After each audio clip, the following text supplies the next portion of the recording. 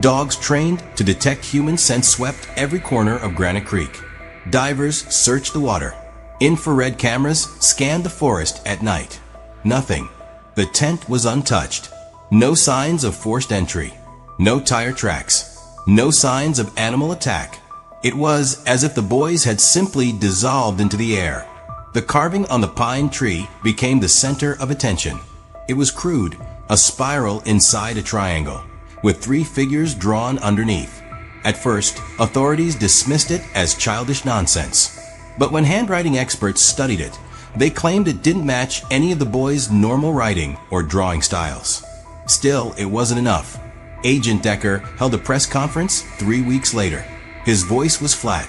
Despite exhaustive efforts, we have found no evidence indicating foul play, abduction, or natural danger. The investigation remains open, but we are suspending active search operations as of August 14, 2003. That announcement broke the parents. Ethan's mother, Karen Miller, collapsed during the press conference. Noah's father, Miguel Reyes, screamed at the cameras. They were here. They were right here. You gave up too soon. Lucas's older brother, Jake Carter, only said one thing to reporters. Someone out there knows something, and I'll find them. Years passed. The forest grew quiet again. Camp Granite Creek shut down. Families tried to rebuild, but the absence of closure haunted every single one of them. By 2005, the boys' case had become what the FBI called a silent file. No new leads, no new tips, no bodies, just the empty tent, the strange carving, and the sound of the wind in the trees. But the families, they never stopped searching. Every July, on the anniversary, the parents returned to Granite Creek. They left flowers, drawings, letters, anything to feel close to their sons again. And for 20 years, that forest remained still, until the summer of 2023. July 12, 2023, 7:46 a.m.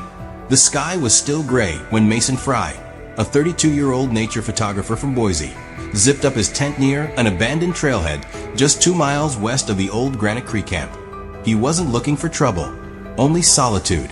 He'd grown tired of city life and planned to spend the week capturing untouched wilderness. But the trail he followed that morning led him deep into a part of the forest few dared to enter. The undergrowth was thick, the path barely visible. By 10 a.m., he'd wandered off course, not by accident, but by something else. A pull, an instinct. That's when he saw it, a glint of metal peeking through the soil near a fallen pine tree. Not shiny, but rusted, aged wrong. He knelt down, brushed the dirt away with gloved hands, and pulled out a knife. A hunting blade, the kind with a bone handle. At first, he thought little of it.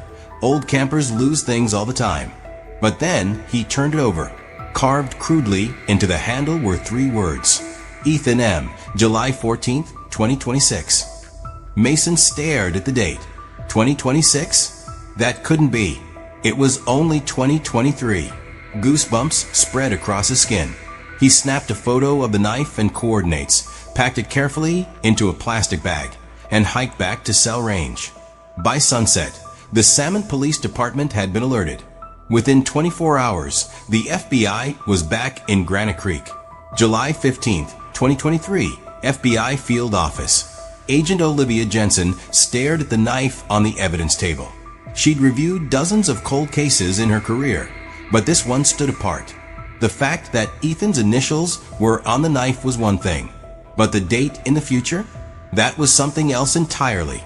This could be a hoax, one tech suggested. Someone trying to get attention. But Agent Jensen wasn't so sure. She had read the 2003 reports, the zip tent, the lack of prints, the strange spiral. Something about it all